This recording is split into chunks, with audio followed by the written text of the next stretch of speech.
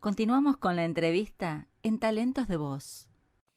Pues mira, yo he tenido la fortuna, y digo es una fortuna, de que he podido conocer y tratar a estos dos personajes que acabas de nombrar, a Narciso Busquets y a Álvaro Tarcisio. Te puedo platicar dos anécdotas con ellos.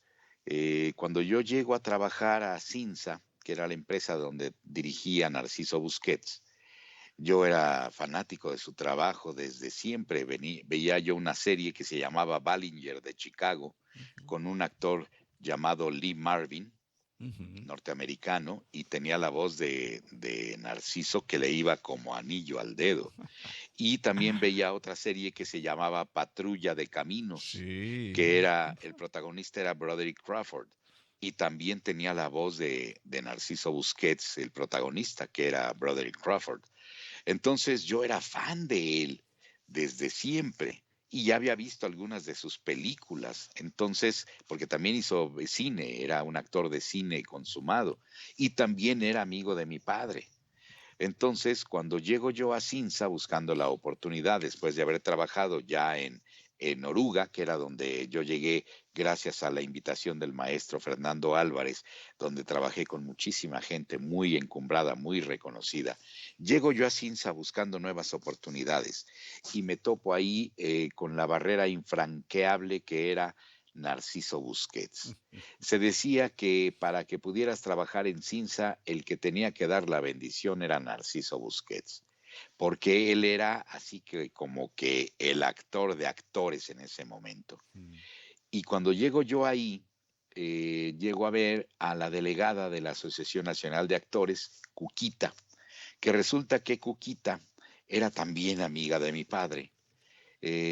Cuquita formó parte de un trío llamado Las Tres Conchitas, que eran unas cantantes maravillosas, que acompañaban, no sé si habrás escuchado, acompañaban las canciones de un compositor extraordinario, único creo yo en el mundo, que se llama Francisco Gabilondo Soler, mejor conocido como Cricri. Cricri escribía estas canciones que se llamaban, por ejemplo, El Chorrito, se llamaba Papá Elefante, La Marcha de las Vocales, Los Cupidos Copetones, El Gato de Barrio, El Che Araña, etcétera, ¿no? Este compositor, Francisco Gabilondo Soler, llevaba en sus coros siempre a las tres conchitas. Y esta señora Cuquita de las Tres Conchitas estaba como delegada de la Asociación Nacional de Actores en esta empresa llamada Cinza, que era de otro querido amigo, don Carlos David Ortigosa, un sibarita y una extraordinaria persona. Bueno, pues ahí estaba dirigiendo Narciso Busquets. Entonces, cuando llego yo a ver a Cuquita, que para esto mi padre ya había hablado con Cuquita y le dijo, oye, Cuquita, te voy a mandar por allá, va a ir mi hijo. Él ya ha trabajado en doblaje, estuvo trabajando en Oruga varios años y anda buscando nuevas oportunidades. Entonces, pues te va a ir a visitar a ver qué puedes hacer por él, a ver si lo presentas ahí con alguno de los directores. Y sí, cómo no, claro que sí, Carlillos, ay, tu hijo, qué gusto, que no sé cuánto y demás, ¿no? Cuando llego yo a buscar a Cuquita, la delegada, Cuquita me dice, mijo, te voy a llevar a presentar con el que si él dice que entras, entras. Los demás ya entonces van a saber que tienes la capacidad de trabajar, porque Narciso es el más exigente de todos los que hay aquí. Bueno, pues está bien. Y entonces me lleva con Narciso, a mí me temblaba todo lo que debía temblar, y me presenta con Narciso y le dice, mira Narciso, ¿qué pasó, Cuca? Con aquella voz impresionante, ¿qué es lo que Sí, sí, dices, sí, no? sí, sí. ¿Qué pasó, Cuca?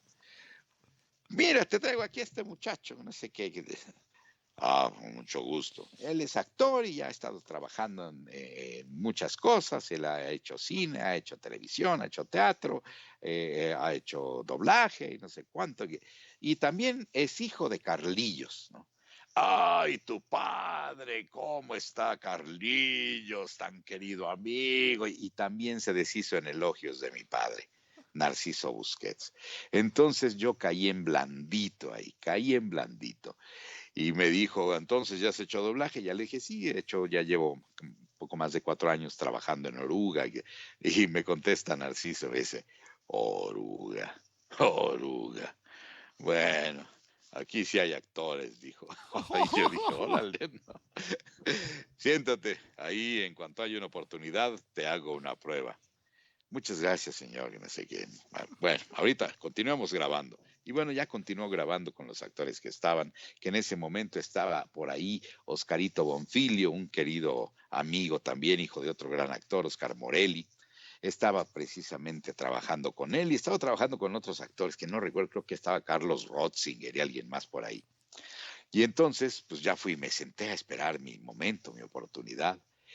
Y ya que terminan de hacer la secuencia, me dice, a ver, ven, Carlillos. Y entonces ya me levanto y me dice, mira, este es tu muñeco, este es tu mono. Y ya me señala un actor pelirrojo que estaban haciendo una película que se llamaba El Submarino y eran unos alemanes.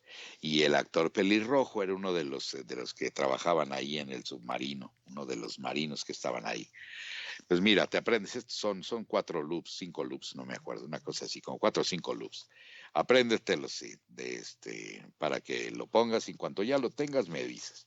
Y entonces ya rápidamente yo leía el texto y todo esto, y como lo hacíamos en Oruga, pues te aprendías las primeras palabras del texto y luego ya apagaban la luz, porque primero te prendían la luz para que leyeras el texto y luego apagaban la luz el sonido, perdón, apagaban el sonido para que tú pudieras grabar. Te quitaban el sonido original, porque lo doblabas, escuchabas en las bocinotas que había ahí el sonido original, veías tú la película que estaba pasando en la pantallota aquella, leías tú tu texto que estaba en el atril con una lucecita, y después ya lo tienes, ok, graba, y apagaban el sonido original, y entonces ya te ponías a ver la pantalla y a decir tu texto.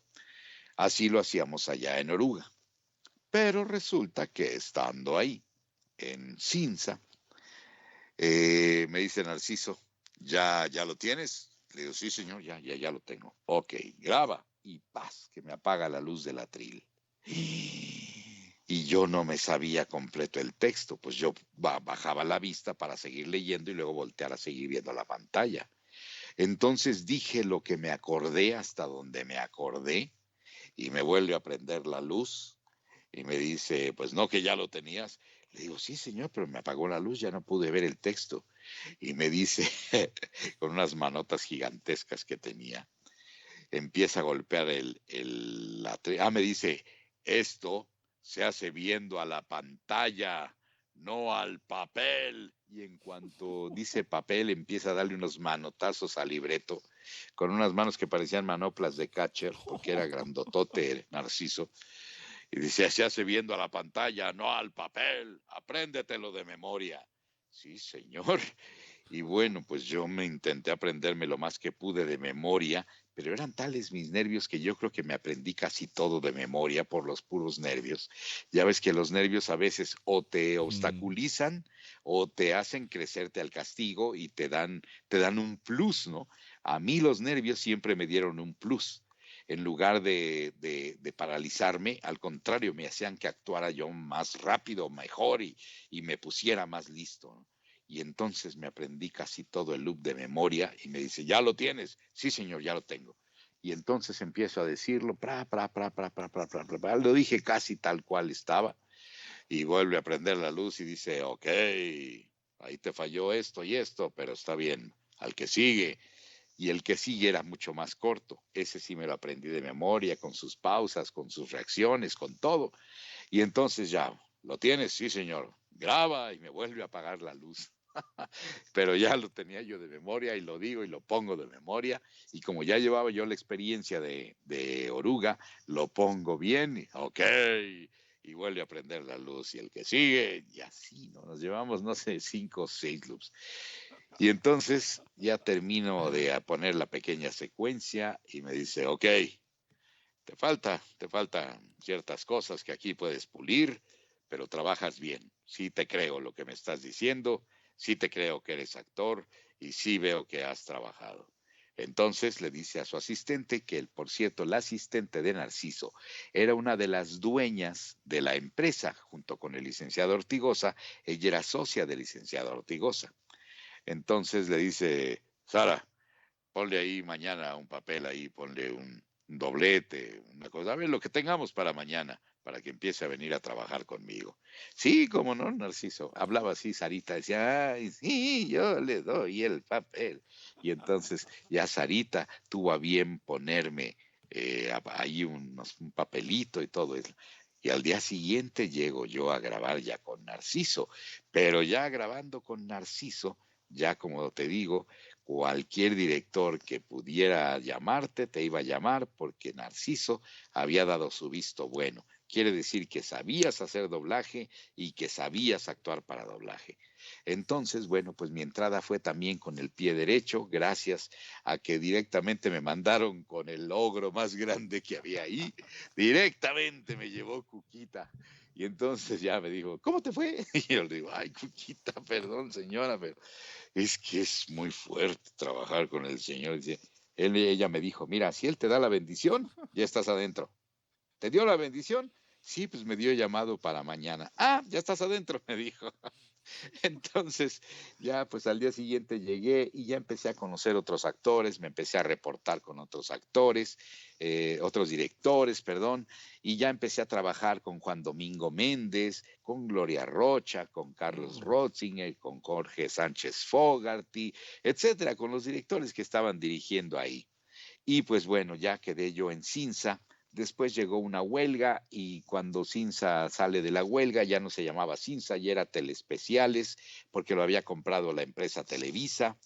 Y bueno, pues ahí cambiaron las cosas, ya no estaba el licenciado Ortigosa como el dueño, ya era Televisa. Sin embargo, me hice buen amigo de los directivos de Televisa que llegaron, dos queridos amigos actualmente. Uno de ellos era ni más ni menos que Lawrence Dickens, que fue el primer director de Telespeciales, y luego Raimundo Sánchez Aldana, que también era el segundo de a bordo, y me hice muy buen amigo de ellos. Y afortunadamente seguí trabajando y trabajé mucho tiempo ahí en Cinza hasta que se convirtió en Audiomaster y que se fusionan Oruga, que también lo había comprado Televisa, se fusiona con Telespeciales y Telespeciales se convierte en una sola empresa llamada Audiomaster 3000.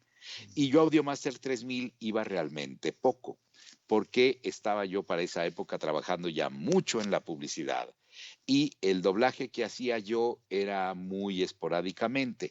Hacía yo, no sé, 4 o 5 llamados al mes nada más, cuando antes estaba yo teniendo 4 o 5 llamados al día.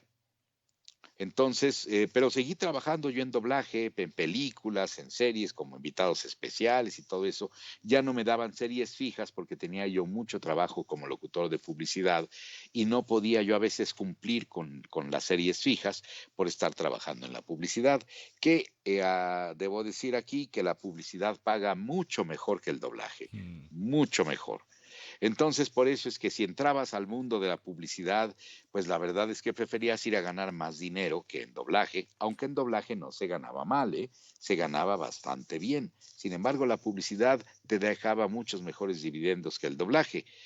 Pero pues en la publicidad era muy difícil entrar. Debías tener ese toque, ese feeling para poder ser locutor. Y yo, gracias a Dios, tuve esa bendición por parte de Dios, ahora sí, de que me dio ese feeling que se podía tener para ser locutor en la publicidad. Y me dio el contacto de una querida amiga que ella fue la que me dijo, haz publicidad, te voy a mandar con un amigo mío para que te haga tu demo y empieza a repartir tus demos en las agencias de publicidad y en las casas productoras y en los estudios donde se hacen las grabaciones de publicidad y vas a ver que te va a ir muy bien porque tienes buena voz y creo que tienes la capacidad para trabajar como locutor. Entonces, te voy a mandar con mi amigo. Y me mandó con su amigo, con Javier Casado. Javier Casados era un ingeniero de audio en una empresa que ya desapareció hace muchos años llamada Gravamil.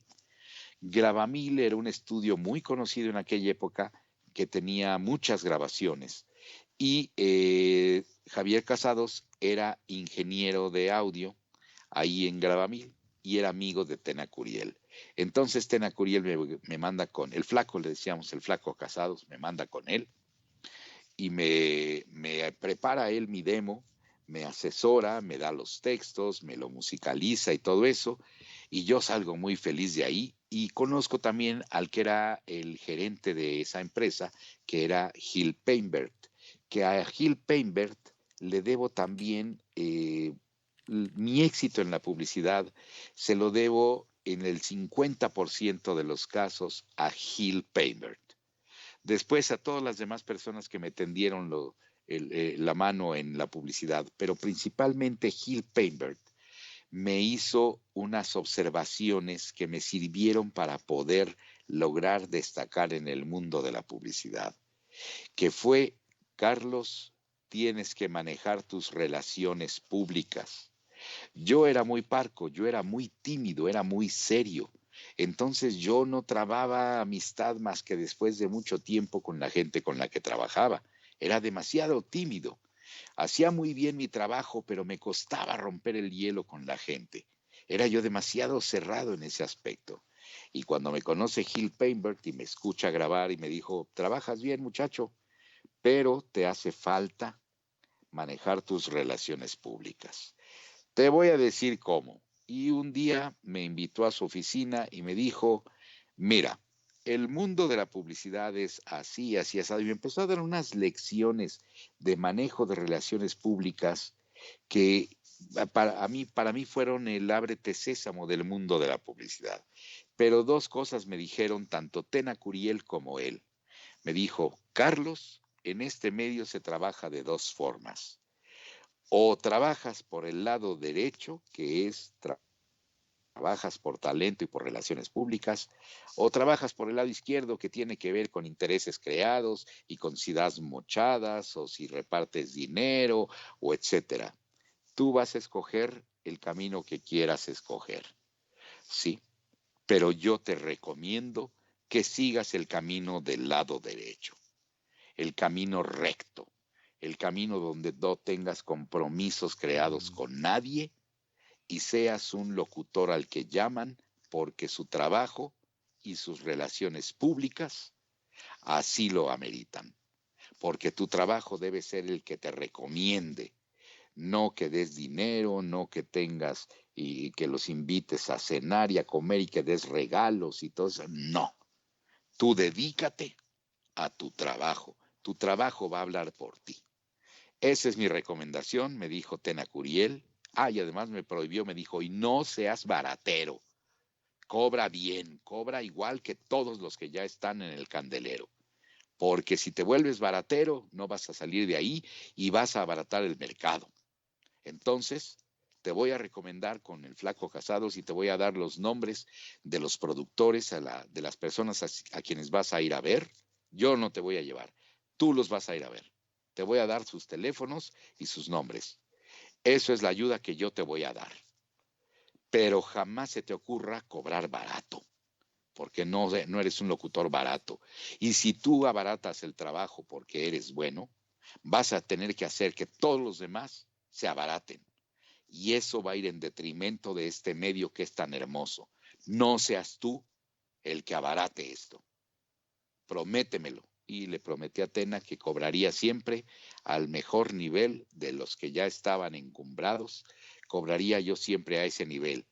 Y me costó 4 años entrar al mundo de la publicidad. Pero durante esos 4 años me sostuve en la promesa que le había hecho yo a Tena de no ser baratero, y también me mantuve en la promesa que le había yo hecho a los dos, a él y a Gil Painbert, a ella y a Gil Painbert, de no entrar por el lado izquierdo, siempre por el lado derecho. Y afortunadamente tuve mucho éxito de esa forma, porque además no hubiera podido hacerlo del lado izquierdo porque ya traía yo una educación por parte de mis padres de ser una persona decente, recta y leal, de siempre ser honesto.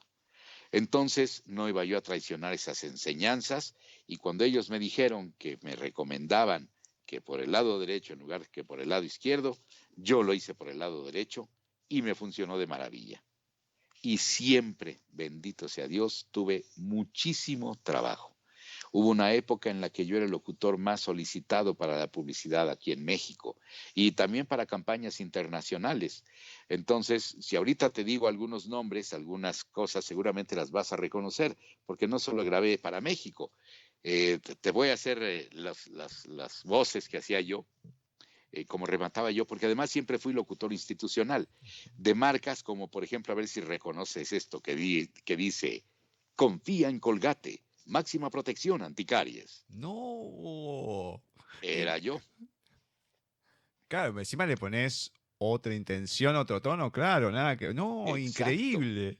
Ese era yo. Y te voy a decir de otro que también, de otras cosas internacionales que manejé, que decía yo, por ejemplo, para que te conectes en Infinitum. ¡Wow!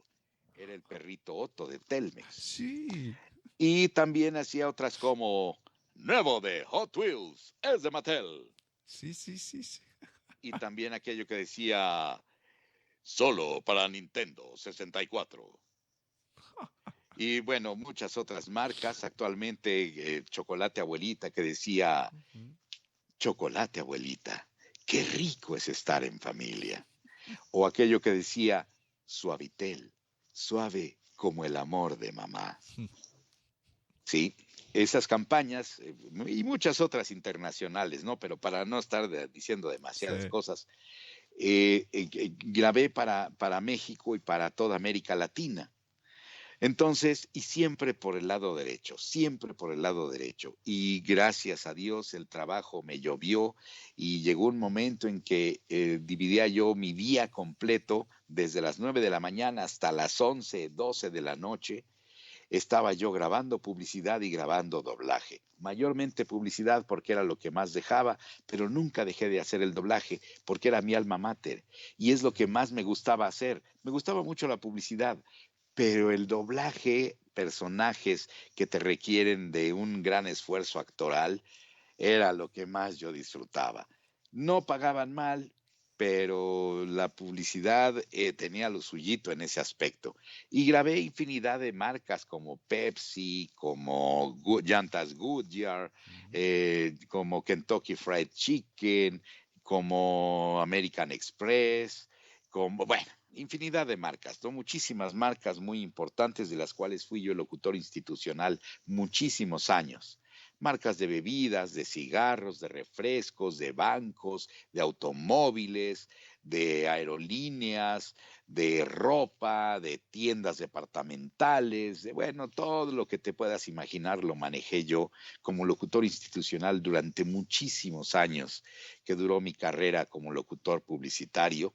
Actualmente todavía conservo algunas marcas, como son, por ejemplo, Chocolate Abuelita, que todavía grabo Chocolate Abuelita, grabo los dulces estos, Manem, no sé si los has oído, hago el dulce rojo que dice, ¿dónde está ese cabeza de cacahuate?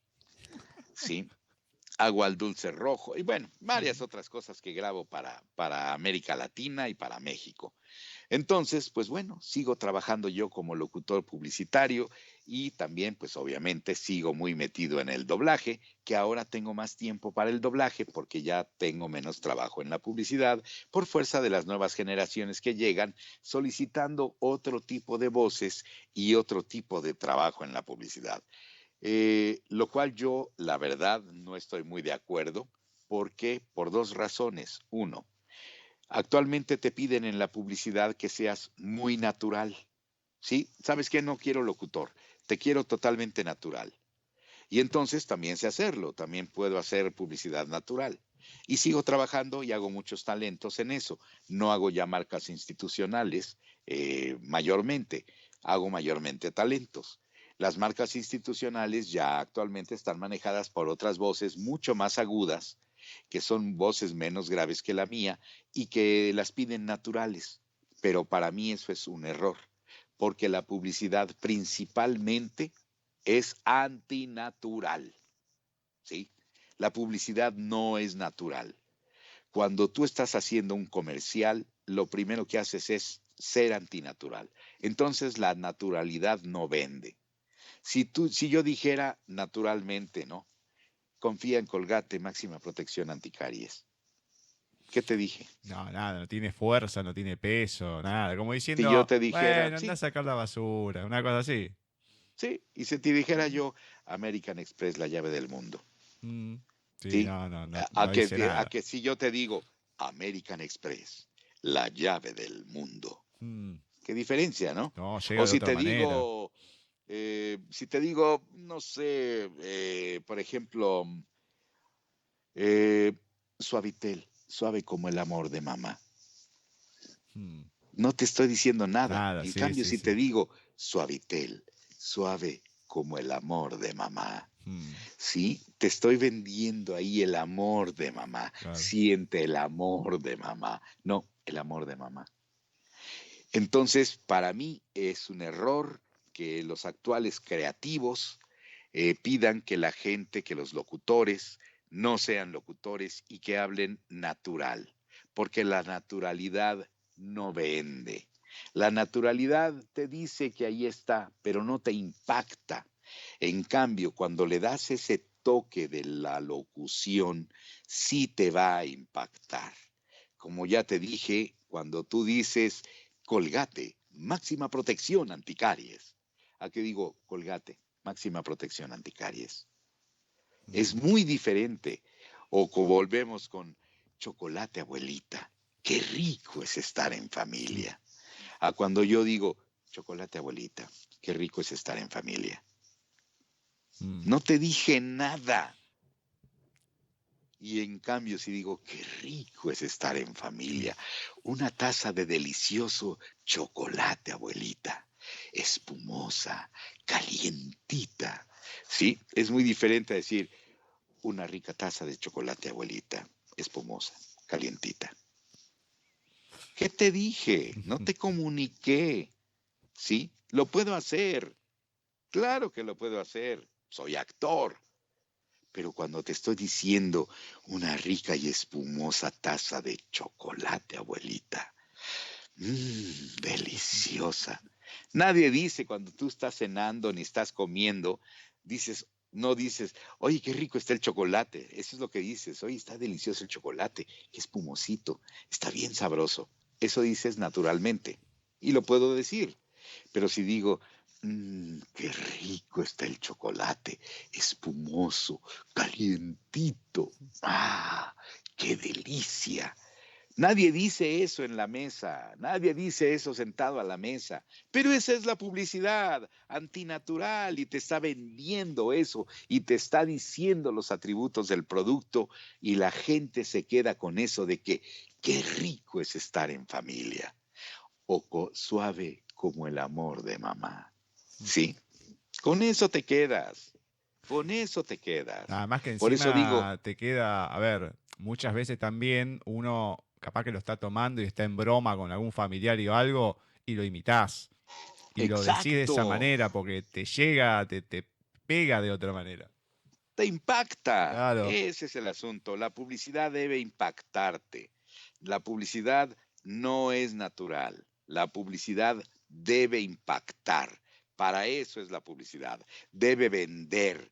Debe causar buena voluntad en la persona que lo está oyendo para que consuma el producto o servicio o siga las doctrinas o sea prosélito del candidato o lo que sea, que eso ya se llama propaganda, es otra cosa. La propaganda es una cosa y la publicidad es otra. Mm. Entonces, para que la publicidad y la propaganda impacten, deben tener ciertas cosas que no son naturales, son totalmente antinaturales, pero bien dichas y dicha de una manera muy bonita, que te agarre de los sentidos, que apele a los sentidos y que te haga sentir, valga la redundancia, sentir lo que estás diciendo. Te llevo a otro tema que me parece que te va a gustar. Antes de entrar a las cosas que has hecho, alguna de las cosas, las sensaciones que te han pasado cuando has tenido que ponerle voz a ciertos personajes, me gustaría que me comentes qué es en tu vida, qué significa, qué importancia tiene la literatura. La literatura ha sido una parte de mi gran formación. La literatura ha sido compañera en mis momentos de tristeza o de soledad, o en mis momentos de alegría ha sido la forma en que puedo expresarme, ha sido mi herramienta de trabajo. La literatura es y debería ser para todo mundo esa gran compañía, esa gran maestra, esa gran inquisidora que nos enfrente con el mundo de una manera a veces cruda, a veces afable, a veces gozosa, a veces exuberante de alegría, exultante de gusto, pero eso es lo que va a dar que aprendas todos los días cosas diferentes. A mí en lo personal me encanta la poesía. Me gusta mucho la poesía. Mi padre era un periodista y era una persona sumamente culta. Su lenguaje para escribir cosas cotidianas tenía muchas cosas no cotidianas porque utilizaba muchas veces lenguaje culto para llegar a la gente que era menos culta o que no tenía tanta cultura y que le pudiera llegar a través de la lectura. Pero ahí en esa lectura que era un poquito menos culta, y metía a mi papá sus gotas y sus toques de cultura para que la gente fuera aprendiendo. Entonces, la cultura, la literatura principalmente, la literatura, es la gran maestra. Toda gente que quiera tener un tema de conversación, toda gente que quiera saber expresarse, toda gente que quiera conquistar de la manera que sea, ya sea amorosa, ya sea laboral, ya sea amistosa, algo debe tener la costumbre de leer, debe desarrollar la costumbre de leer, debe haber libros, debe tener en su haber libros que le enseñen a comportarse, a dirigirse, a tratar con y sobre todo los temas de conversación en cualquier ámbito, con cualquier persona con la que tú quieras entablar una plática, debes tener un tema de conversación. Y ese tema de conversación te lo va a dar siempre la literatura. Independientemente de lo que tú vayas a platicar acerca de la vida cotidiana, ya sea de política, ya sea de deporte, ya sea de economía, ya sea de las noticias más recientes, de lo que tú quieras, debes tener cierta cultura para poder expresarte correctamente y empezar a atrapar a una persona en tu plática. Y además de atrapar a esa persona, tener tema de conversación de cualquier tema. Puede ser literatura, puede ser geografía, puede ser astronomía, puede ser economía, puede ser mecánica, puede ser música, lo que tú quieras, pero averiguar el trato con esa persona que vayas a tener, averiguar en ese momento cuáles son sus gustos y sobre esos gustos vas a poder platicar con esa persona. Y la literatura te va a dar ese poder, porque es un poder. La literatura te va a apoyar y te va a ayudar en ese momento y hasta si quieres salir de algún trance, la literatura te va a ayudar, porque leíste o aprendiste algo que te va a ayudar para salir de ese trance.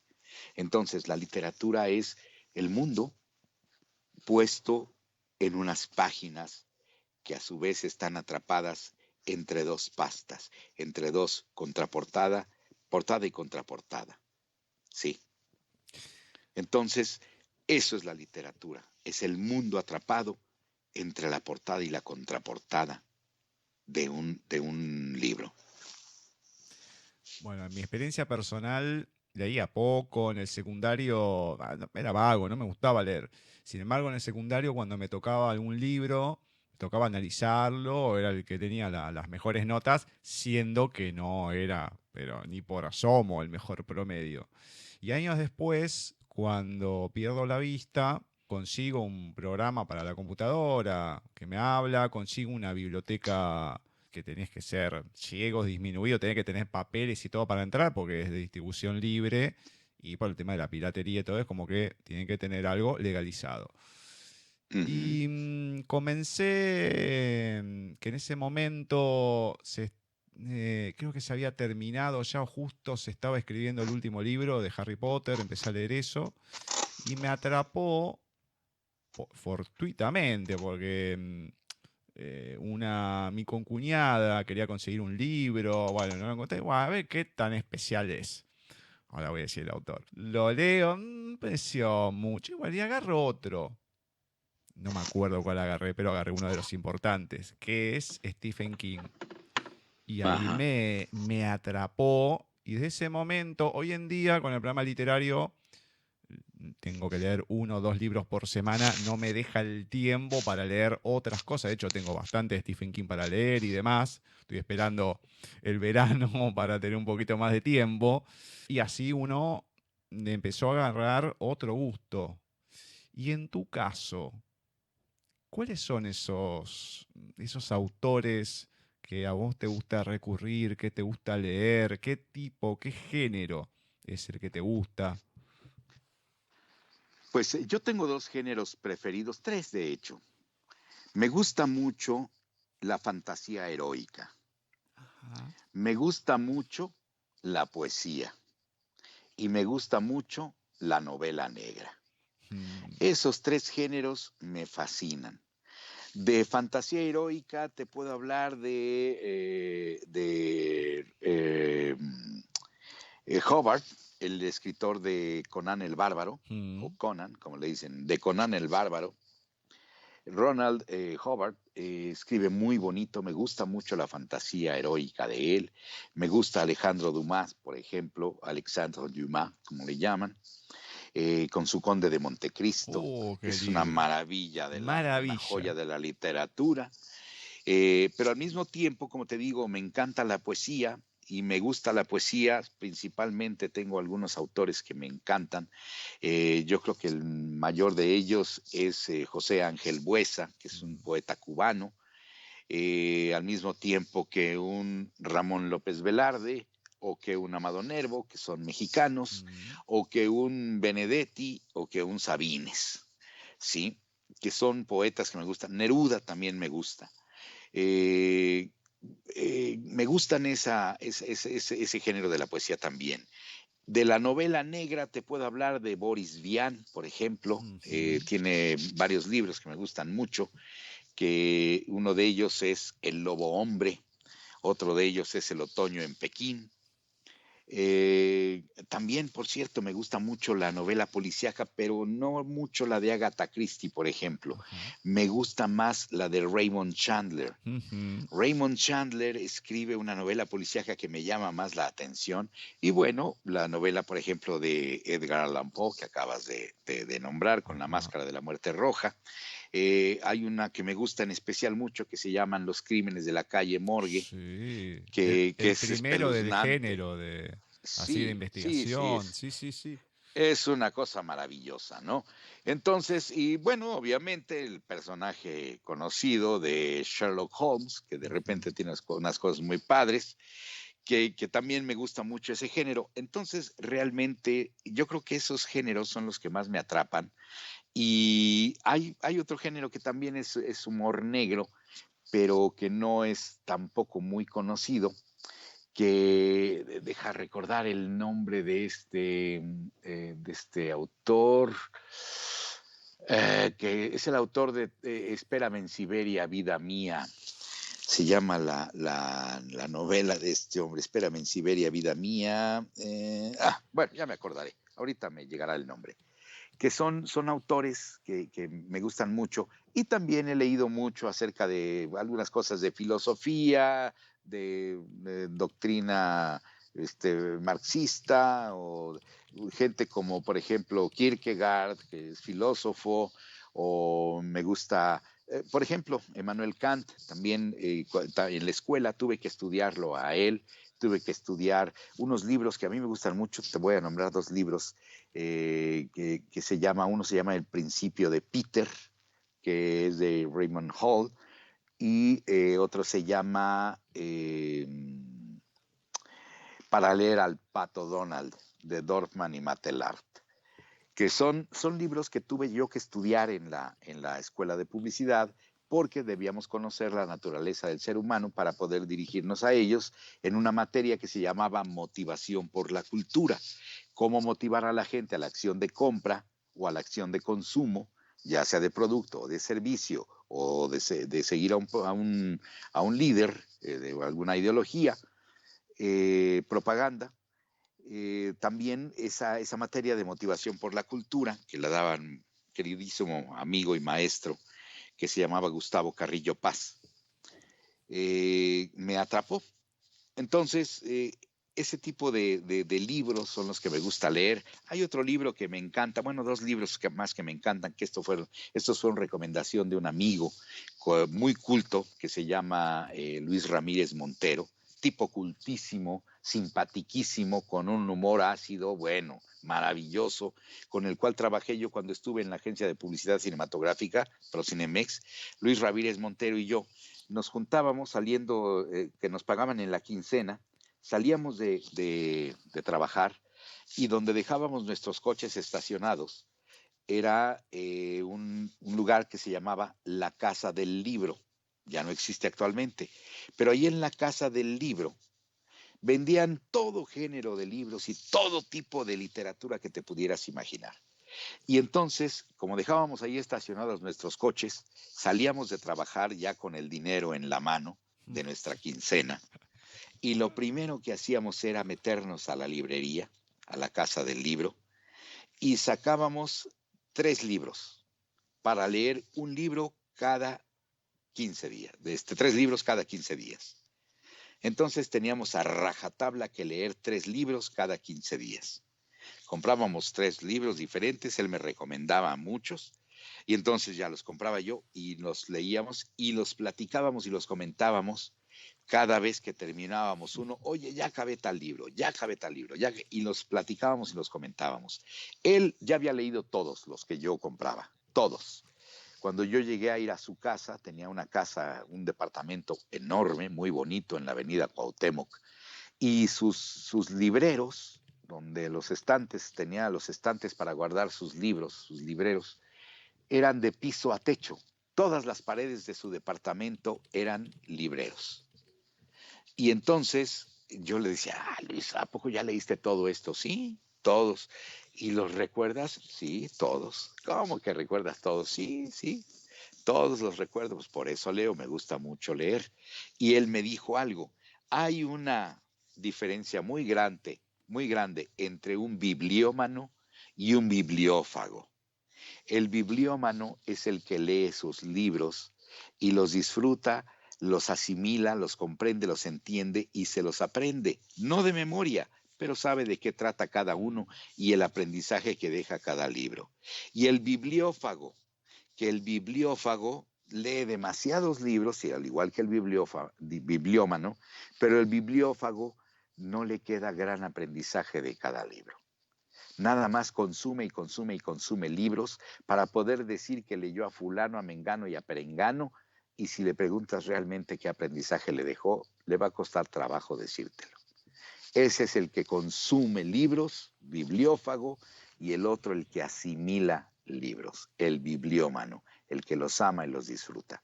¿Cuál quieres ser tú, amigo?, me dijo. Entonces yo me convertí en bibliómano. No leía yo tantos libros como leí, no he leído tantos como ha leído él en la vida. Él sigue leyendo y leyendo y leyendo, ¿no? Pero es un personajazo ese hombre, cultísimo, con un conocimiento vastísimo tanto del ser humano como de las emociones, como de su trabajo, que él era corrector de estilo y era publicista, ¿no?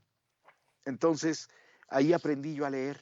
De la mano de Luis Ramírez Montero, aprendí a cómo se debe leer un libro y cómo debes tú escoger un libro cada vez que vas a una librería a comprar uno, o a la biblioteca, que ya es difícil encontrar bibliotecas, que vas a una biblioteca a tomar un libro y a leerlo. Gracias a él yo aprendí muchas cosas en ese aspecto y se convirtió en parte de mi vida la literatura. Y la literatura universal en todos los aspectos, hasta las enciclopedias, ¿sí? Hasta las enciclopedias que luego nada más son así como que una embarrada de cultura general.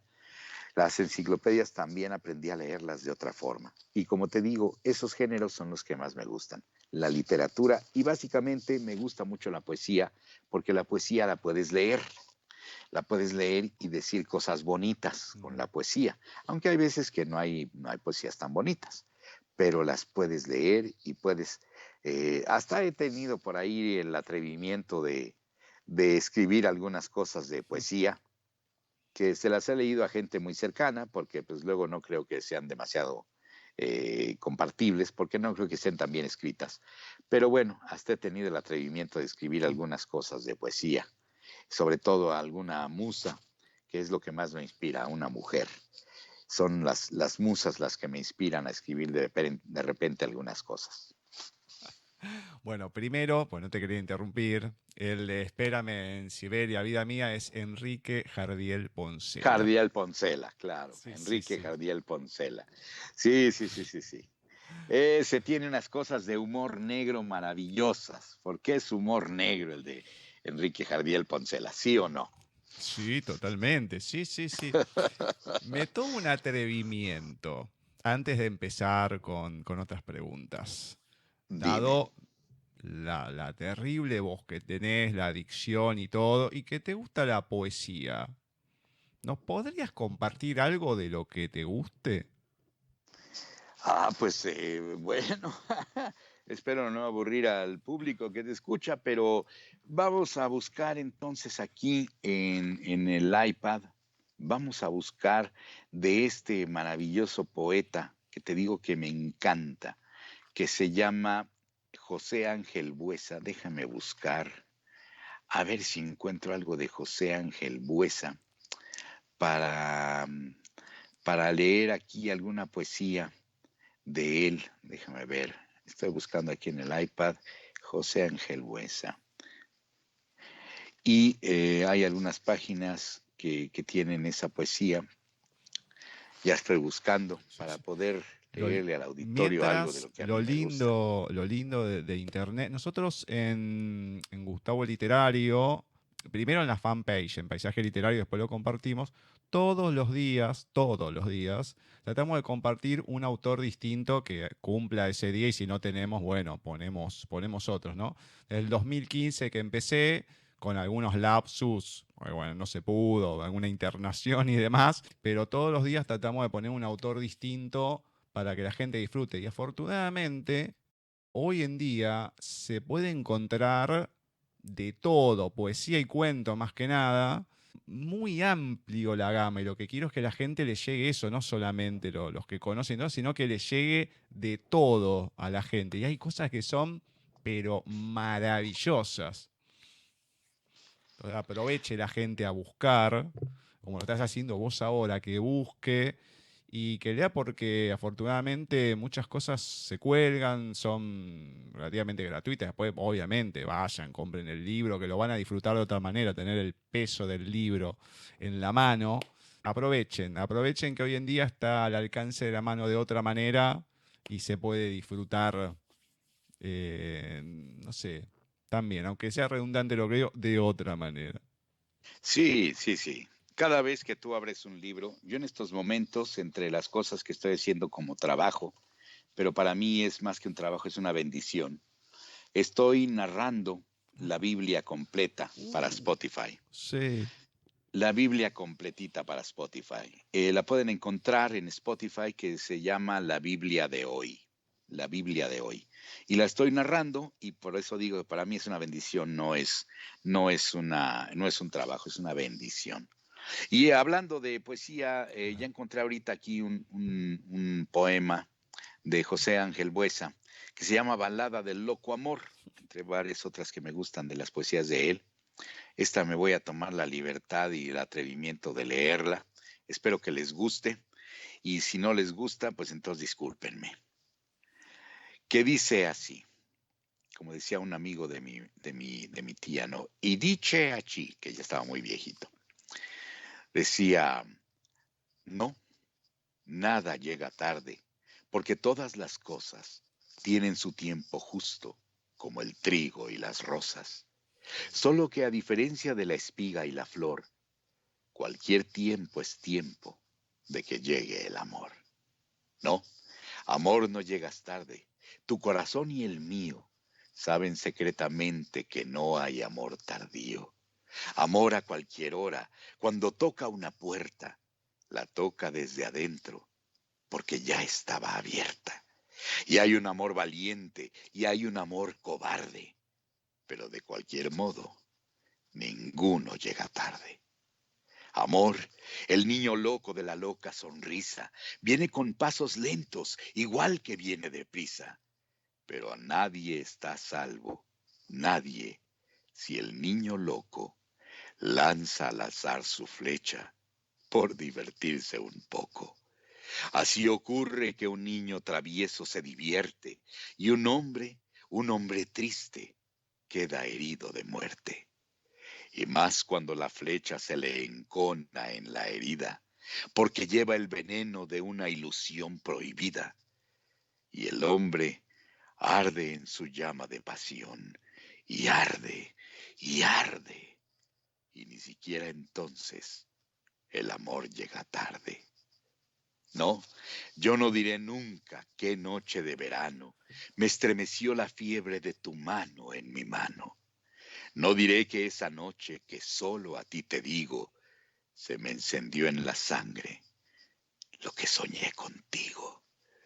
No, no diré esas cosas, y todavía menos la delicia culpable de contemplar tus senos. Y no diré tampoco lo que vi en tu mirada, que era como la llave de una puerta cerrada. Nada más, no era el tiempo de la espiga y la flor, y ni siquiera entonces llegó tarde el amor.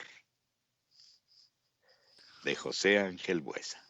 Impresionante. No solamente la poesía, sino cómo está leído. A mí me encanta, pero me encanta cuando se lee con una cierta interpretación, con pasión. Me encanta, porque se puede leer correcto y demás. Pero cuando uno le pone una cierta pasión y una cierta interpretación sin ser, obviamente, algo grotesco, es estupendo. Me encanta. Qué bueno que te gustó, Gustavo, qué bueno. A mí me gusta leer así la poesía, interpretándola, Mm. intentando sentir lo que sintió el poeta cuando la escribió. Exactamente, bueno, lo que hablabas un poco antes también de la publicidad, o sea, la intención que uno le da, porque cada uno lo lee distinto y suena diferente. Y Claro, muchas veces a nosotros nos ha pasado, no tanto con mis lecturas, sino más con las de Ceci, que siempre por lo menos por semana leemos dos de gente que escriba, que tengan internet y todo, ¿no? Después nos dedicamos a otros autores, tenemos otras secciones. Y la gente lo agradece mucho y muchas veces, o el mismo algún entrevistado que nos toca leer, te dice como que le vio otro significado que no le había descubierto al haberlo escuchado dicho de otra manera o por otra persona. A ver, es la misma poesía siempre, pero, cuando uno le agrega y le puede agregar, en tu caso, por todo el nivel de todos los años de actuación, de toda la preparación que tenés y que te gusta además, porque se juntan las dos cosas, la capacidad y la pasión, le da otra cosa, otro tono, otro gusto, y a mí eso me encanta. pues qué bueno que te gustó, porque así es como me gusta a mí leer la poesía, Muy con bien. ese gusto y esa pasión. No es nada más leerla, sino interpretarla. Mm. Y entonces cuando me dicen, oye, ¿te gusta fulano de tal? Y todo, yo digo, hay veces que sí son bonitas poesías, Claro. pero la dicen demasiado o demasiado exagerada, siento yo, o demasiado plana, cualquiera de las dos Mm. cosas. En cambio, si estás sintiendo lo que estás leyendo, si estás en realidad involucrándote con lo que sintió el poeta a la hora de escribir sus textos, ya sea en verso, ya sea en prosa, pues bueno, yo creo que es lo mejor que puede hacerse con la poesía, Hmm. sentirla y expresarla como piensa uno que la sintió el poeta. Exacto.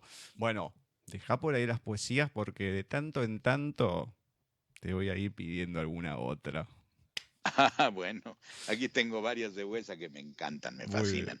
Bueno, te voy a preguntar sobre tres personajes importantes, de peso, que me gustaría saber qué sentiste a la hora de interpretarlo, qué pasó por tu cuerpo, por tu mente, por tu alma a la hora de tener que ponerle voz a estos personajes cuando te los dieron, cuando los continuaste, porque no son alguno con un poco menos de tiempo que otro y demás, más allá de la repercusión que tuvo cada uno y otro, ¿no? Pero voy a empezar al revés. Siempre voy por la animación y después voy por el live action, pero lo voy a hacer al revés porque el último, que sería el primero que anoté, también va con una pregunta. Uno es un Dime. terrible, pero terrible personaje que al escucharte es imposible que no me haga recordar a este querido personaje. No son todos buenos o malos, tienen sus cosas, ¿no? Tienen algún momento de maldad algunos, aunque sean buenos. Algunos son muy sarcásticos, otros son malos, pero se hacen los buenos a veces. Uno, que es el de los 80, que mi generación lo ama y siempre ha esperado que vuelva. Bueno, uno es Alf, el live action, aunque es una marioneta. Ajá. Otro que es un dibujo animado, es, la verdad que a mí me encantan las reacciones que tiene y todo, que es Piccolo, de Dragon Ball. Y Ok. uno que, ay, yo cuando escuché la tercera parte y no estaba, dije, ¿por qué me lo sacaron? Que es Woody de Toy Story, que uno acá siempre, acá me pasan Toy Story, más que nada la 2, porque la 2, que encima vos estuviste involucrado de otra manera, la 2 la aman, pero la parte de la primera que dice, eres un muñeco, no, no, no, son esas cosas como la publicidad, uno hay veces que pasa una situación y repite la frase de la película y todo, pero son tres personajes muy importantes.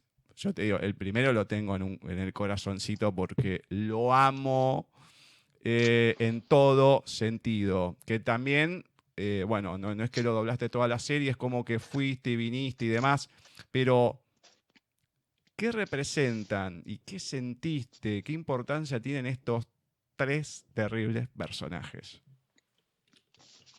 Bueno, mira, el primero de ellos, que es Alf, fue el primer personaje que significó que se hablara de mi trabajo, ya no solo en el ámbito de mi mundo de trabajo, que era el doblaje, sino que aparecieron por ahí un par de reportajes en revistas de espectáculos, en donde se hablaba de que la serie era muy simpática, era muy graciosa, pero lo que les llamaba la atención fue que la voz del personaje no era como la original, pero Ajá. que le quedaba a la perfección esa voz nueva que le había puesto el actor, como quiera que se llamara, porque ni siquiera decían mi nombre, no lo sabían.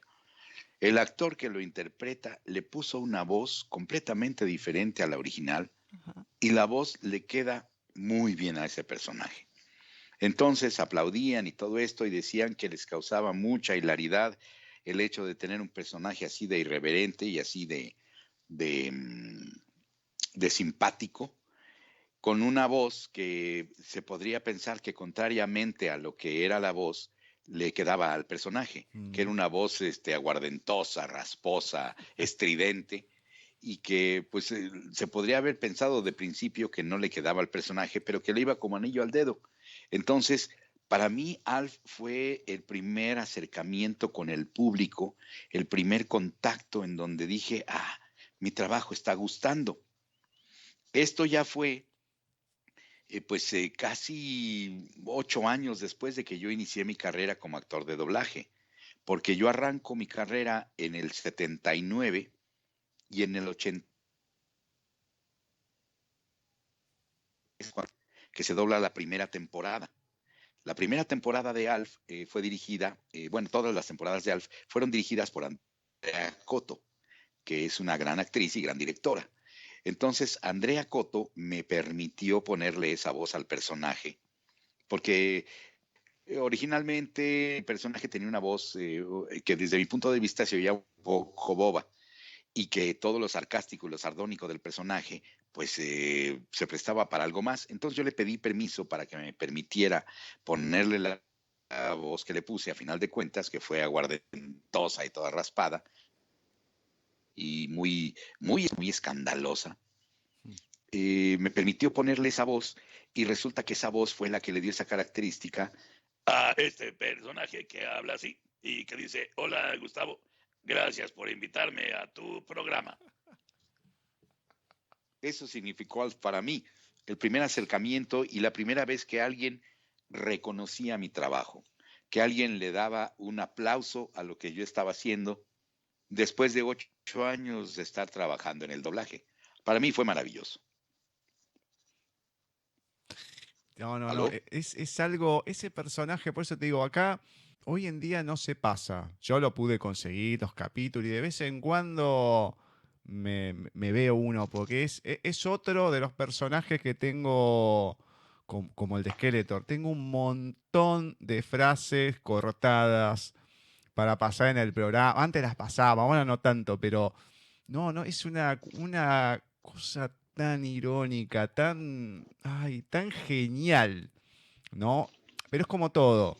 Es la serie, el personaje, genial. Pero, como decís, si hubiese tenido otra voz, y a lo mejor no pegaba, qué sé yo, pero es una voz justa para ese personaje y uno no puede pensar a Alf sin esa voz. Pues tuve la fortuna de que la directora me permitiera experimentar con esa voz. Se le mandó al cliente, al dueño del programa, a la productora, y regresó el programa diciendo: me gustó mucho la voz, sí, sigan haciéndolo así. Porque pues yo supongo que ellos hubieran querido que se respetara el timbre de voz original y que se tratara de hacer una imitación de la voz original. Pero en aquella época todavía se nos permitía a los actores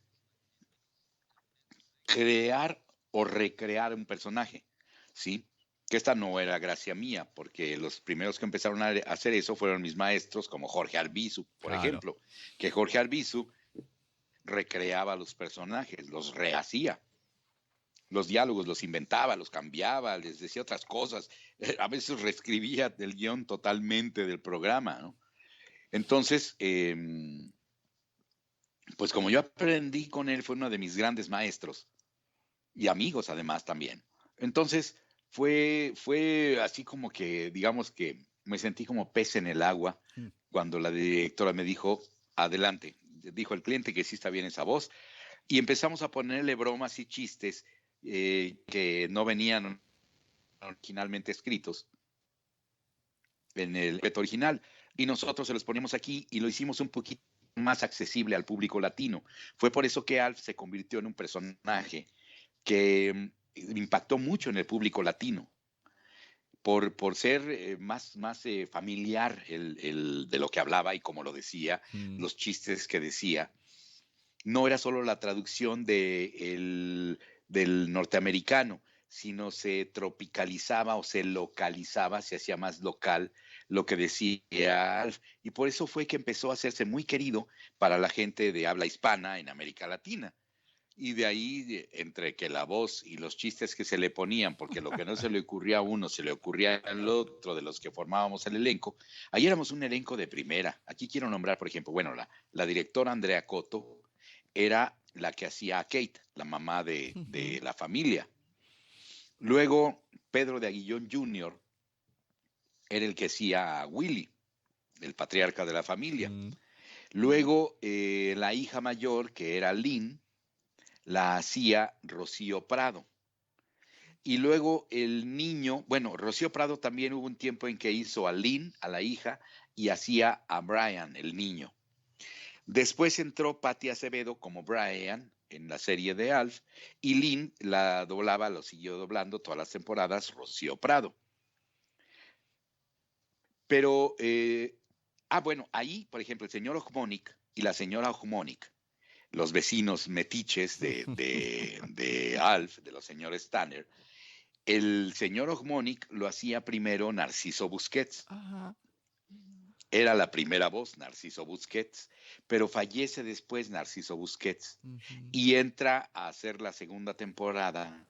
La hace ya Carlos Magaña, otro gran actor y gran amigo que desgraciadamente también ya falleció. Entonces, la serie siempre estuvo. Y la señora Hohmonick la hacía Carmelita Donadío, que desgraciadamente también ya falleció. Y al niño Jake lo hacía Luis Alfonso Mendoza, que desgraciadamente también ya falleció. Este año, por cierto, que fue una desgracia. Pero era un elenco maravilloso, era redondo ese elenco. Ahora, yo dejo de hacer a Alf después de que pasa la primera temporada. En la segunda temporada ya llega a hacerlo otro gran actor, un gran amigo que se llama Emilio Guerrero. A él lo buscaron porque fue el que clonó la voz de Alf y que fue el que más encontró la forma en que yo hacía Alf en la primera temporada, y él fue el que más se acercó, y él hizo la segunda y la tercera temporadas de Alf. Y cuando yo regreso de Miami, porque en esa época yo me fui a vivir a Miami, yo regreso de Miami para hacer ya la cuarta temporada. Yo ya regreso de Miami y aquí hago yo la cuarta temporada y las caricaturas de Alf. Así estuvo más o menos dividido ese personaje. Yo arranco la serie, hago la primera temporada, luego la segunda y la tercera las hace Emilio, y la cuarta temporada la termino yo haciendo junto con las caricaturas. Sí, hay una pequeña diferencia entre una voz y otra, pero es muy similar. Y es a lo mejor lo que no pasó con otras series, que se haya cambiado la voz y haya causado tanto rechazo. Acá como se parecía mucho, entonces bueno, encajaba. Pero no, la verdad que uno tiene que agradecer por ese personaje y que hayan tenido la libertad también de poder modificar algunas cosas porque quedó redondo. Pues la directora nos lo permitió.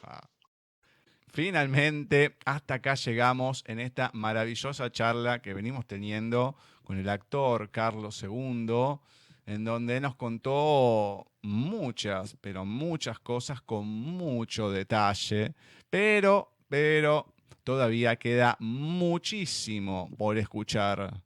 El próximo jueves seguiremos con Carlos II, ahí tratando de develar un poquito más de lo que ha sido su trabajo, sus personajes, su historia, no solamente con el mundo del doblaje, ¿no? Sino en su parte personal, sus emociones, sus sentimientos. Son unos días nomás que tenemos que esperar la segunda parte de la entrevista a Carlos. Así que quédense ahí, el jueves volveremos a estar en otro programa de talentos de voz con Carlos II en Paisaje Literario.